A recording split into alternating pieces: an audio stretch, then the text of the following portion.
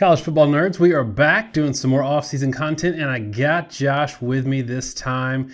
He was out for our little documentary style video on best ever. If you didn't see it, posted a couple weeks ago, best team ever, and we used really just numbers and data and left out the hyperbole, and y'all just check it out. Remember, if you haven't already, like and subscribe. Helps this channel out a whole lot. We've had a lot of new faces in the comments section. If y'all want to go ahead and hit that subscribe button, that notification bell, you'll get some of our off-season content that is already more prominent than it was last year. All right, we are talking top wide receivers, top 10 wide receivers in the forthcoming 2020 draft. And I know this is going to be an interesting topic to discuss in the comments. We've already done a tweet on this. It was pre-combine, so our kind of names have shuffled around a little bit. But let us know in the comments what you think your top 10, maybe either how you think it's going to go in the draft or your personal top 10 wide receivers in this draft. And you can also tell us why we're crazy for our picks. All right, Josh, I'm going to go first with my number 10 pick. It's Jalen Reagor. I had him way higher pre-combine, and partially one of the things I like about him is he's a good asset in the kick return game as well. But if I'm drafting right now, given what we saw shake out in the combine, he's the guy along with a couple others that slid a little bit for me, because what I wanted to see from him, and maybe he just didn't run great and we'll see something better at the pro day, but what I wanted to see from him was just burning up that 40, because I feel like that's the kind of player he has to be. He's not going to out physical you out on the edge like a Julio Jones or somebody like that. He's going to need to be that speed burner guy, that quick twitch in space guy. And I didn't love what I saw with that 40 time. Again, this would move up for me maybe if I saw something better at my pro day. But that's who I got at number 10. And I want to remind everybody, given how stacked this class is, even guys we left out are still probably in that really good to elite category. Give me your number 10 if you were ranking these 2020 wide receivers. My number 10 would be Brandon Ayuk from Arizona State. And to your point, it's just a really strong receiver class. I think he's a good receiver. And he's slid up and moved up a lot of draft boards. My impression from the combine, or at least my takeaway, was he did well. He didn't necessarily wow me, though. And he's a guy I could easily see going earlier. But there's just so many guys at that like 6 foot, 200, 205 pound mark in this draft that are really good, strong guys that in my mind, he slides, because I think there's some other guys up there. And the one we'll talk about higher on, like, Jefferson is a really good example that did test better, that did have better production. And I still think all of these guys are going to get drafted. I just have Ayuk down towards the bottom. Yeah, and that's the thing. We see the guys week in and week out every Saturday, but now we get to see some of those raw numbers as well. But we don't want to be prisoners in the moment either. And one of the things I've always hated is seeing NFL GMs get infatuated with guys' combine numbers, and we're doing a little bit of it here as well. But I think it's fair that we combine what we saw this week and what we've seen throughout their career. But some of that also came up with injuries, and we're going to talk about that a little bit as we get into my top 10, because injury concerns have caused the slide. But one that's not, a guy that wasn't in my initial top 10 but did slide in there, was Devin Duvernay. And Texas fans pointed him out to me, and I think it's a fair omission, or pointing out that it was an omission in my first top 10. They said he's going to fly. He's going to run a great 40 at the combine. He's going to test really well. And also, he was really unstoppable this season. And he flew under the radar for me. He's flown under the radar so far on a lot of draft boards, because I don't know that people, myself included, until I really dug into it, I don't know that people really understand what kind of athlete he is. So he did end up making my cut after burning up that 40 time and really just showing out in the combine. Tell me what you got at number 9. So I'll go ahead and say I don't actually have Duvernay in my top 10. I do think he's a really good receiver, but I think you and I differ a little bit. With him at a 4.39, I think he's going to end up being a really good player for someone. I just don't know that it's going to be in the first 2 years. And I think the problem for him is, at least from a draft discussion, he's a second contract guy in my view. He just, I don't think he has the skills as a pure receiver. He's got pretty good hands, but he doesn't run great routes or have a great understanding of how to run, how to operate an offense, man zone. But it's kind of funny because my guy at number 9 is a guy that has a lot of question marks in my mind anyway, and that's Shenault. Shenault came in with, again, a lot like Ayuk, because there's a lot of hype in, Laviska Shenault runs a 4.58 at the combine, and I think that was slower than maybe some people thought maybe he would do, given the sort of building pressure. Now, again, anything sub 4.6 is actually quite fast. This was actually a very fast receiver group. Different discussion, the running backs, will have another video on that, but the receivers did run really good times for the most part. I think with him, there's real questions for medical. He's missed a lot of time in his career.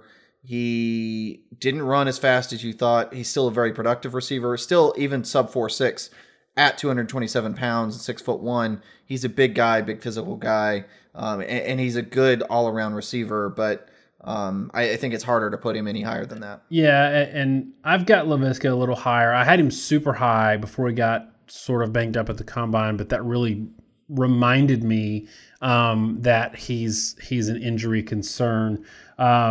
Chase Claypool is my next entry, and not just because he wowed with his speed. I love the 40-inch vertical. I think that's fantastic. All around more athletic than maybe we thought with a 6'4", 238-pound guy.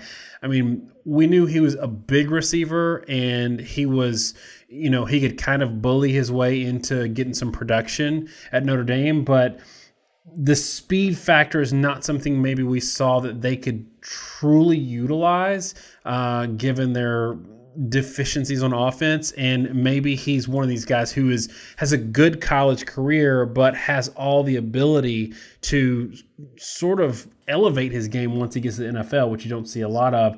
But Chase Claypool's my number 8. Give me yours. So my number 8 is Michael Pittman. And he obviously had a lot of hype going into the combine, but pulling up a 4.52 40, and we say 40 is a lot. It's not the be all end all. We get that, but still 4.52 40 at 6'4", 223 was a very productive receiver at USC. I think he earned himself some money in the combine by showing that he can run well and run, maybe in the upper half of the receivers. And he's got a build that's fairly rare. That's why I have Michael Pittman number 8. And I hated this. I hate that this discussion so far has been so combine driven, which is now we're getting into my number 7, and it's going to be no combine data. It's Bryan Edwards at South Carolina. This guy is incredibly underrated. I don't think people understand how underrated he is because of the season that South Carolina had. And this is what we're going to talk about a little bit more maybe in running backs is it's hard to judge these guys when they play for a bad team because it's hard to determine, and quarterbacks are maybe the worst because it's like, are you playing bad competition? Do you have bad players around you? Are you playing, bad competition with good players around you? How do you evaluate that?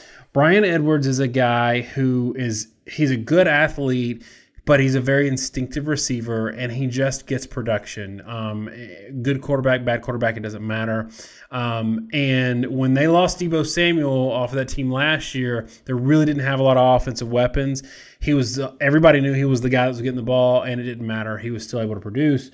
The issue with him and why he's going to fall on a lot of draft boards is, one, he didn't participate in the combine, and 2, he's never been a super fast speed burner guy. Maybe he'll surprise. Maybe he's faster than we think, but I imagine he's a 4.58 to 4.63 kind of guy, and that's not going to get anybody jumping up off the couch to draft him, which I think means he's going to be a great value pick. But I'm glad we finally got to talk about somebody and not just based on their combine numbers. Tell me who you got. Similar issue, different player, and that's T. Higgins. So at number 7, and there's going to be a lot of very angry Clemson fans in the comments. I'm just going to acknowledge that now. But he didn't run in the combine. And Higgins was a very productive receiver, 2,000 yards for the last 2 years, a little more in 2019 than 18, though there were a lot of other factors in 18. Now, you and I talked a lot in the games they played. We felt often that the receiving core at Clemson had a lot more to do with the passing game than Trevor Lawrence. And I think Trevor Lawrence is a top-end talent, will go very high in the draft, et cetera, et cetera. But I think a lot of times, even as much hype as they got, the Clemson receivers didn't get as much credit as they should have gotten. And yet I still have Higgins 7. And the answer is pretty simple. I don't think he's fast enough. And he was able to bully guys in college with his height. And he has a tremendous wingspan, which showed up in the combine. But he also measured in smaller than expected, a little bit smaller than expected. He's not, he's 6'4", but he's not 6'4", 230. He's more like 6'4", 210, which makes him pretty wiry. And from what that surprised me just because from what I'd seen on tape, I didn't think Higgins was ever that fast. And I wasn't shocked that he didn't run in the combine because I think he may be more like a 4.65 to 4.75 guy.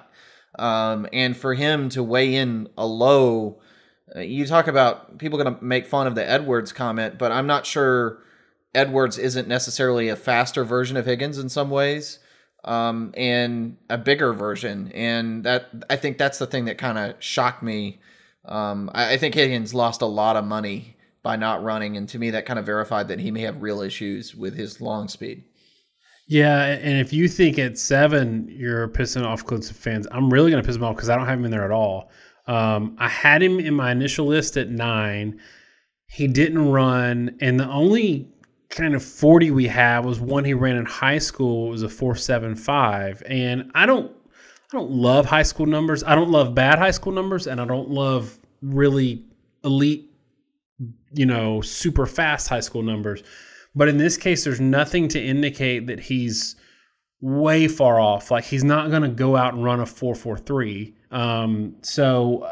But on the flip side, and one of the reasons that I hate leaving him out is he's going to be a great red zone wide receiver. He is, in spite of not being a massive guy in terms of build and size, he can out physical people, and he does have some of those instinctive talents, especially in the red zone. I like him there, but I don't like him as a guy that can consistently be there and take the top off a defense. And for those reasons, I kind of left him out. I'm sure he'll prove me wrong in his pro career, and that's fine.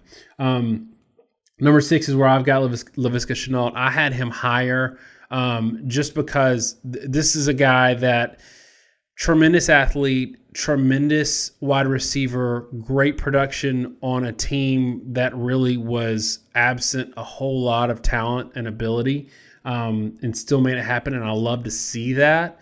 But like you said, injury concerns, and for me, I had him like 3rd, but then he got hurt again. That pushed him down for me to number 6. I'm not as concerned about the 40 time because I didn't expect him to run a super fast 40. Watching some film on him, I didn't think that he was an absolute burner, but he is very economical in his movements. He's a good route runner. He can make up for some of that lack of speed.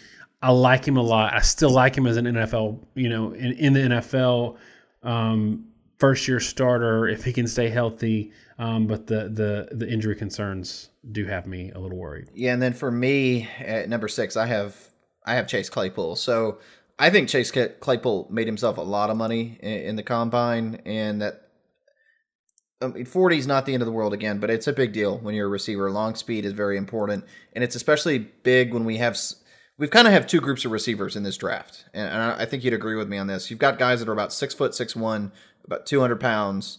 And then we have a whole other crop that's 6'4", 220. Would you agree with that? And the 6 foot guys, that group, you kind of expect them to stay, let's say sub 4.6 or below. And as long as you're in that range, it's not going to really hurt you. And if you can drop below 4.4, it's probably going to help you. But in the 6'4 crowd, you don't expect any of them to run sub 4.4, but you do kind of want to see if some of these guys can, run a 4.5. And Claypool at a 4.42 at his height and weight, which is about 6'4", 230, is insane. So everything that we criticize with Higgins, you had Claypool come out and basically dominate in the 40. I mean, Claypool, you can talk about Higgins too and how effective he was, but Claypool only had 100 yards less receiving last year. He was really the victim of, sort of disruptions, you could say, in the Notre Dame offense. I think he's a guy that's going to be viewed as someone, and I view him as someone that will develop quite a bit as a receiver in the NFL. They didn't, they had that run first scheme until they switched to Ian Book, and then all of a sudden he became a fairly prolific receiver. I think Chase Claypool is going to go pretty high in this draft, and I think he's going to have a much better pro career than he had a college career. I mean, on Claypool, tell me what you think about this. In my mind, if he came in, given his size and production, if he came in and ran a 4.65 with his, physical numbers, nobody would be like surprised, and he probably wouldn't drop. His draft stock probably wouldn't drop. Yeah, I'd agree with that. I totally agree with it. And then he comes in and busts a 4.42, and everybody's like, "Wait, what?" So I was really impressed. Here's another guy that really moved up, not only in his combine numbers, it's really just underscored or sort of solidified what we saw in the national championship game. Justin Jefferson tore it up, really looked great in the combine, obviously looked great down the stretch for LSU really all season, but he looked to me more comfortable second half of the season this year. And didn't really. I felt like he was pressing early in the year, and maybe undershadowed by some other offensive notable names on that squad. But he really blew up, made himself a ton of money, as you've been saying so far, in that national championship game, and then took it to the next level, really showing everybody that it wasn't a fluke, that he is athletically as talented as what we saw on the field. I've got him right there, and to me, we like to talk about. In team rankings, how there's clusters of teams, like the top 3 teams, and then there's a drop off, and then there's the next guys. To me, there's a couple guys at the top, and then in this next cluster are a handful of guys that could go 3 through 8, and they're all right there together. And Justin Jefferson is probably on the closer to the top end than the bottom for me. Do you think that's a fair way to categorize these? I'd agree with it. And the next, the top 5 guys, and I think if I'm tracking this right, I believe we end up with the same 5 guys in different orders. They're all really, really good. And there's a lot of drafts where any of these guys could be the number 1 pick. Truth is, we may list our top 5 here, I think where they go may have as much to do with what team wants a certain type of player as anything, because they're all so good that little nuances in style may be enough. My number 5 guy is Reagor, which I think Reagor is probably the most questionable of the guys to be in this list, frankly. And the reason for that really isn't his own fault. It's been the offense at TCU. Max Duggan, Robinson before him were not the level quarterback that were playing for the other teams that produced the receivers on the upper part of this list. So I think a lot of people see Reagor as a guy that could be a real impact player. I mean, he was an all-around great player for TCU. He made didn't just make plays down the field with bombs. I mean, he caught short passes, took him down. It was also a guy, right, that you could use in a lot of different ways. He was a very effective punt returner, had 2 touchdowns last year as a punt returner. He's an explosive player, and I think he goes high, but at the same time, 2018, Reagor had, 1,000 yards, but 2019 he had 611. In 2017, he only had 576. And when you look at the other guys at the top of this list, they had tremendous production. And, Jefferson maybe not throughout time, but Reagor doesn't really have that one thing to point to. So that's why I have him number 5. And I think that kind of follows with his measurables. For number 4, I've got Brandon Ayuk, and for me, he's the guy that I think is the most questionable in this top group. I could see him being an elite talent in the NFL, but 6'1", 206, he ran okay in the 40-inch vertical club. I just like how he played at Arizona State, and I feel like he had a couple of huge games and then did kind of fly under the radar a little bit. 1,200-yard season. Last year, 474-yard season. So it could be that he was kind of a flash in the pan 1 year sort of thing because we only got 2 years of data on him. But I also love 18.3 yards per catch. Not a ton of touchdowns, but that wasn't a great offense. And this is another one that's hard to evaluate because he tested okay at the combine, had a lot of big games for Arizona State, but consistency wasn't always there. The concern is, though, he could be, what if you put him on an Alabama or an LSU or an Ohio State and he's got all the other supporting cast around him? You know, he might just be ridiculous. And I'm not, 1,200 yards is still an amazing season, but I feel like he was under the radar and he might be suffering because of the Arizona State factor. But on the flip side, we might be giving him a little too much credit because of the Pac-12 factor. Sorry if I've frustrated some Pac-12 fans there, but that's who I've got at number 4. I think it's interesting. I said we had the same group, but in my mind, it's almost like Rager and Ayuk are the same player. They both have the same sort of question marks, and I could see them going, anything from the 4th or 5th receiver to the 10th, either one. I think they're the biggest wild cards in this draft. My number 4 is Jefferson. Obviously, he tested very well. People didn't expect him to run a 4.44, but he's a good all-around receiver. He runs good routes. He's reliable catching the ball in traffic. Very productive at LSU because he was, I would say, consistent and physical. Like he didn't get, Jamar Chase was the superstar in that offense, but Jefferson in many ways was the more consistent player. And he's a big guy. He doesn't get pushed around. There's a lot of comparisons there to CeeDee Lamb, but in my view, CeeDee Lamb is the more explosive guy, which is why I have him higher. I have Jefferson being high-end but consistent. I don't know that he's a true wide receiver number 1. What I think he is a 10, 15-year player as a wide receiver number 2 in the NFL. I just don't know that he has the sort of explosiveness that you necessarily need to double team. He's just the kind of guy that's going to win a lot of battles if you leave him on one-on-one. But I wouldn't say he's necessarily uncoverable. Number 3 is a guy that I had number 1 on my initial list, and that's Henry Ruggs. He's the best athlete in this group. Would you think that's fair to say? I would. 42-inch vertical, 4.2 something, 40 guy. He slid for me the same reason Shenault slid for me. When I see him icing his quad and not finishing the combine, and everybody wants to see him do stuff like the gauntlet and just like regular skills because they know he's a track star and they know he can make some physical plays, because that's the other thing that people don't, maybe if they haven't seen Alabama play consistently, they don't know. He's a physical specimen, and he will catch a ball in traffic, make a crazy catch. He'll catch the ball in the red zone, make a crazy catch. They just see him burning it up on the slant, but he's also willing to mix it up in there as a physical receiver. But that might also be his downside, because if he's always going at 10-10s, he's getting hurt. He gets hurt a lot. It's ribs, it's ankles, it's knees, it's quad here at the 40. And it's, for me, when a guy is like that good of an athlete, but is always, 100 miles an hour and always getting hurt, it scares me. And it's the valid reason why some people are scared of drafting Tua Tagovailoa. I've got him at 3rd with the thought that he might just be potentially the one standout superstar from this list. And it's just because he can finally stay healthy.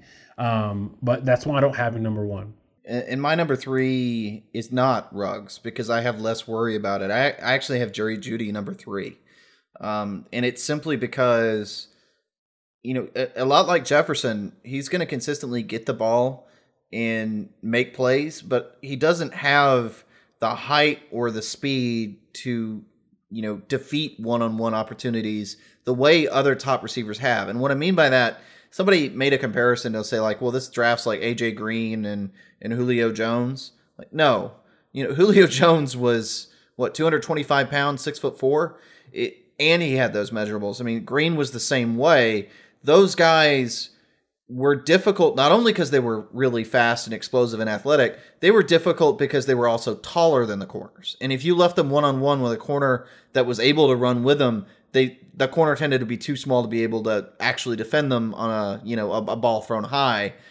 And in the NFL, there are going to be guys that can cover you if you're, like a 4-4 guy. There's a lot of guys, at cornerback in the NFL that can put on you that aren't going to get roasted. So then, your technique comes into play. Your real top end receivers, they've got a little bit of spark of something extra that makes them difficult to defend by all but a certain subset. And to me, I think Jerry Jeudy is the most polished receiver in this class in a lot of ways, though I will say his route running is good and his catching ability is good in general. He's not necessarily wowed me over time catching in traffic. He didn't win a lot of jump balls for Alabama, didn't actually do a fantastic job of contested catches within the realm of, we're talking about, first round draft pick receivers here. He's not like T. Higgins that would just take the ball away from guys on a regular basis. So I don't have Jeudy quite as high as a lot of people. I still have him probably a top 15 pick, but he's the number 3 guy for me.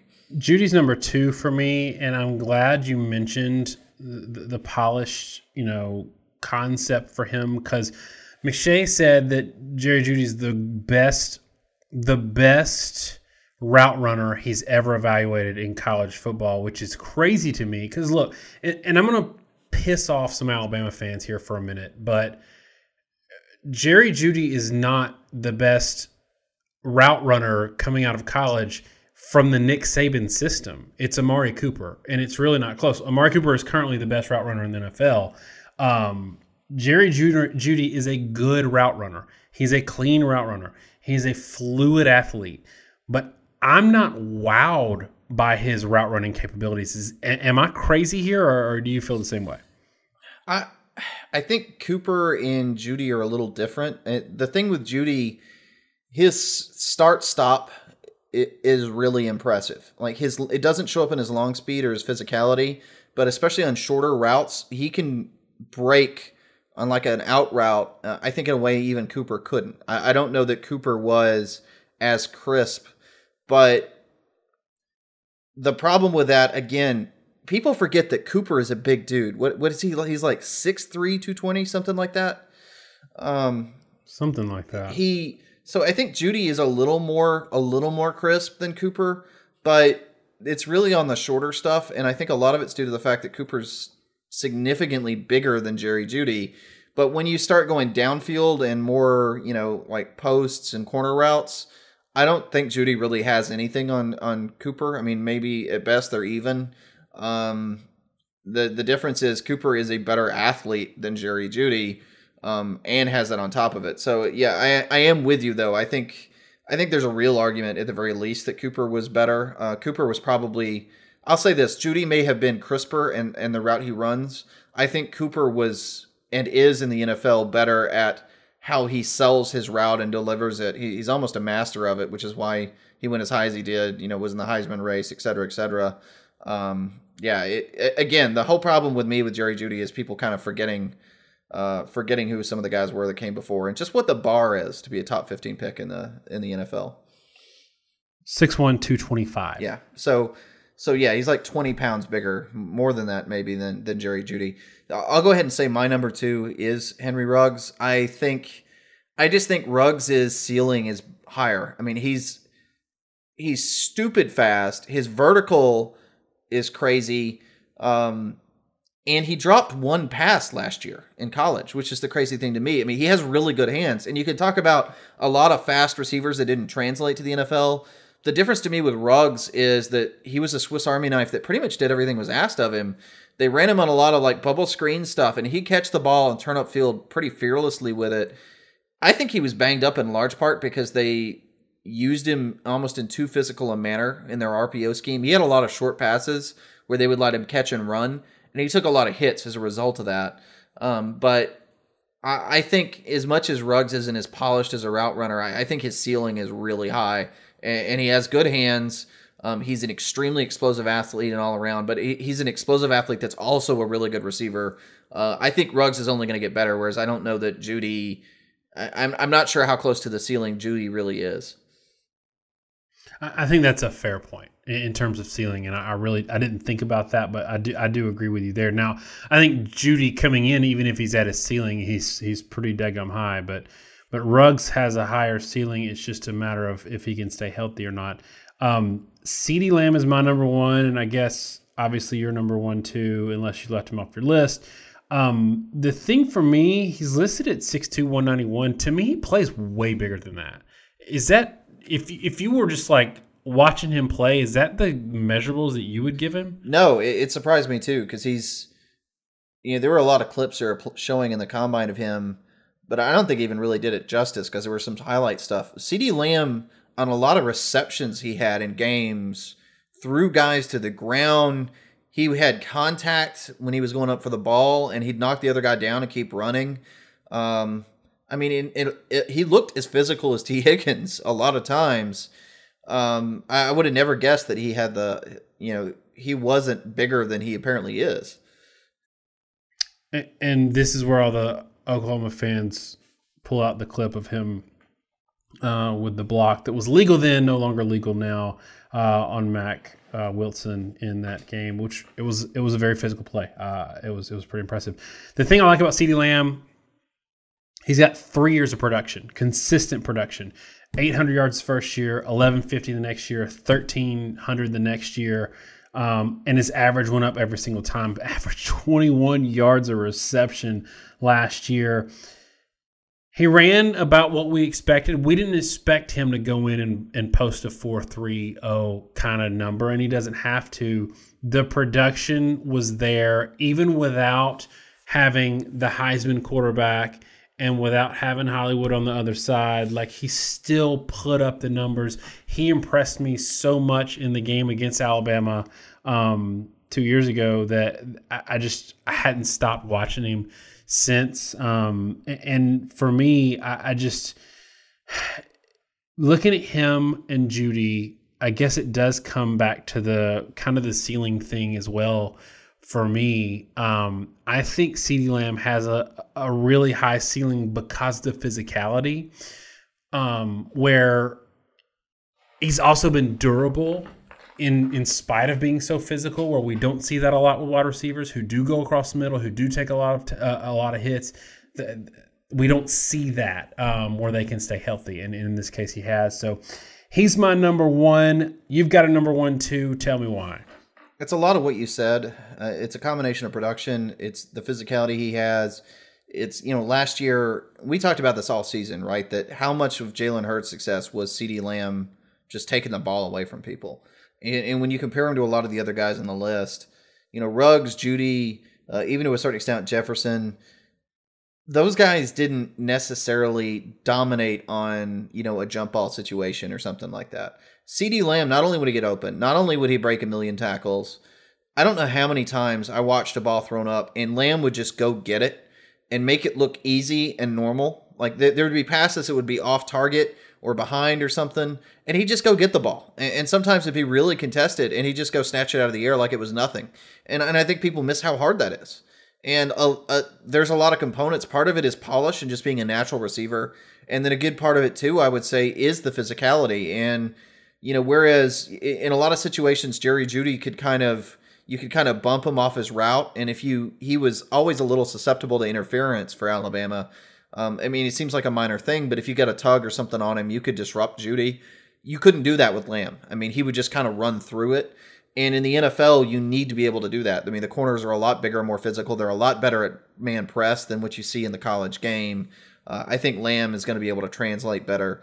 And his production was just, it was just absurd. All the big games this season, pretty much, he put up over 100 yards receiving. 171 against Texas, 173 in the game against Baylor. Even against LSU in the blowout, he had 4 receptions for 120 yards. I think Lamb's the real deal.